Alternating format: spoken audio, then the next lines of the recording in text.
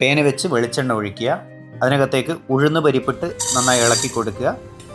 സവാള ചെറിയ കഷ്ണങ്ങളായി അരിഞ്ഞതും കുറച്ച് ഉപ്പും ചേർത്ത് നന്നായി ഇളക്കുക. പച്ചമുളക് ചെറിയ കഷ്ണങ്ങളായി അരിഞ്ഞത് അതിനകത്തേക്ക് ചേർക്കുക. ക്യാരറ്റ് നന്നായി അരിഞ്ഞതും അതിനകത്തേക്ക് കഷ്ണങ്ങളാക്കിയിട്ടതും ഒന്നിച്ചിട്ട് അതിനകത്തേക്ക് ഇളക്കുക. മഞ്ഞൾപ്പൊടി, മുളക് പൊടി, ഗരം മസാല, കുരുമുളക് പൊടി എന്നിവ ചേർത്ത് നന്നായി അതിൻ്റെ പച്ചമണം പോകുന്നത് വരെ സിമ്മിലിട്ട് ഇളക്കുക. ചെറിയ കഷ്ണങ്ങളായി അരിഞ്ഞ തക്കാളി ഇട്ട് നന്നായി ഇളക്കുക. കുറച്ച് ചൂടുവെള്ളം ചേർത്ത് നന്നായി വേവിക്കാൻ വേണ്ടി അടച്ചു വെക്കുക.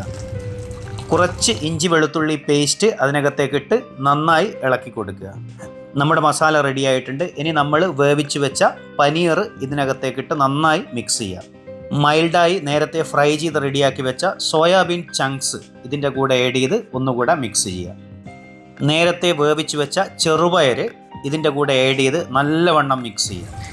തേങ്ങാപ്പാലും 1 ടീസ്പൂൺ നെയ്യും ചേർത്ത് നന്നായി ഇളക്കുക. അതിനകത്തേക്ക് കുറച്ച് കുരുമുളക് പൊടി വിതറി അത് നന്നായി മിക്സ് ചെയ്തതിന് ശേഷം അടച്ച് വെക്കുക. നമുക്ക് ആവശ്യമുള്ളപ്പോൾ ഇത് ഉപയോഗിക്കാം. നല്ല അടിപൊളി പ്രോട്ടീൻ ഫുഡാണ്.